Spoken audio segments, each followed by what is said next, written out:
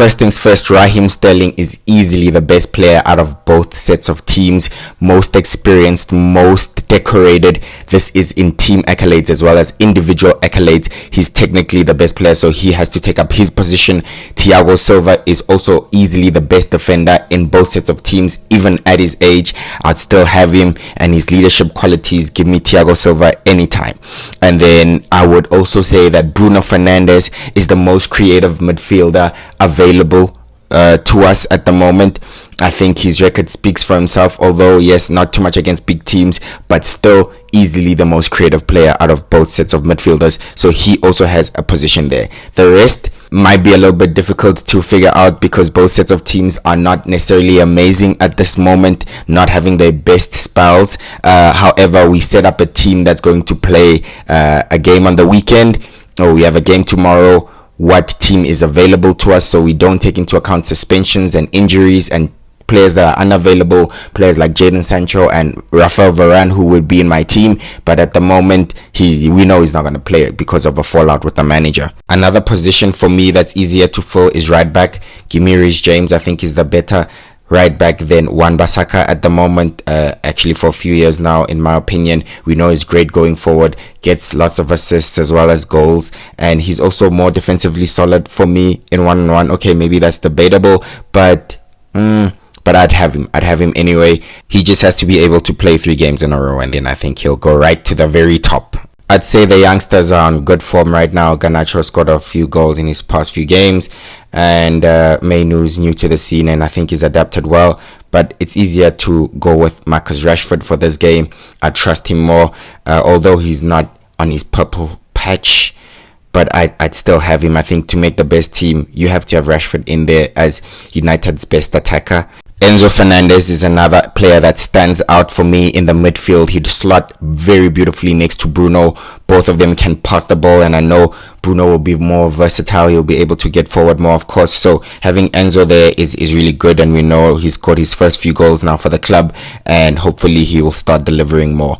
At the back, I'd have Harry Maguire next to Thiago Silva. Yes, I said I'd have Varane, but he's not available. But at the moment, Harry Maguire's mentality earns my respect, how he's able to bounce back from all the abuse and all the bad performances, and he's been United's best centre-back for a while now. I think having him next to Thiago Silva, that leadership, he can only learn more and he can only improve. So I would say that's not a bad centre-back pairing. And at left-back, I'd actually have Luke Shaw. I think is the better option than Cucurella, who hasn't had the best start at Chelsea for 2 years now, and we know Chilwell's not available, and Luke Shaw was the better left-back in his prime, and I'd say last season he also slotted very well in centre back, so shows he's a bit more versatile. But having him in his natural position would work out very beautifully, and that makes out my defense.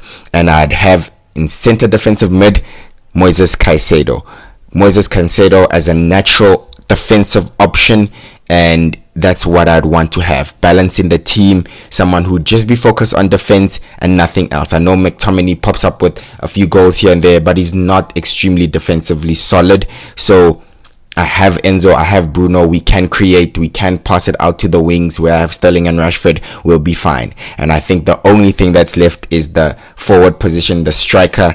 I have to go with Nicholas Jackson. Rasmus Hojlund hasn't necessarily hit the ground running at United. Yes, he's had a great Champions League, but somehow he can't show that same clinical edge in the Premier League. But I would prefer to actually have Nkunku. I think Nkunku is going to be absolute fire when he comes back from injuries. He's not too far along now. But Jackson is not too bad for someone who's supposed to be a second striker at Chelsea.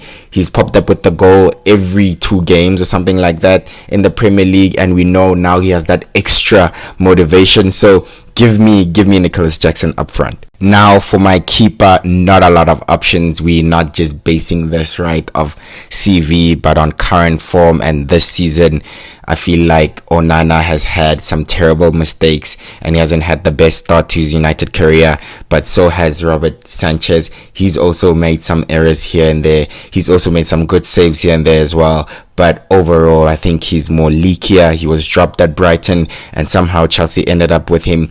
Yes, he can make a spectacular save here and there, but I think Onana can do that more.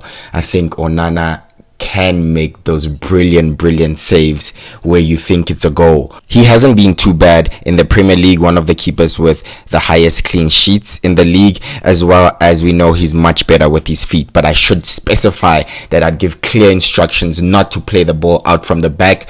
Please go to the channels, hit it long. We have Maguire, who's also not very established with his feet yet, and we know Thiago Silva's age might be catching up to him a little bit. So no taking risks at the back, thank you very much.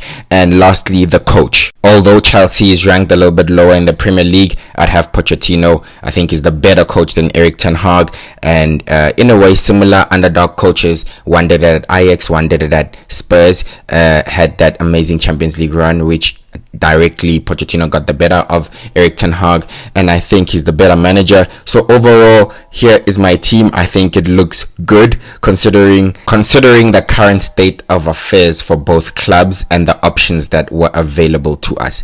I do not think it's too bad. I don't think this team wins you the league, but does it get you top 4? I'm not even sure about that, but hopefully the match turns out to be a banger.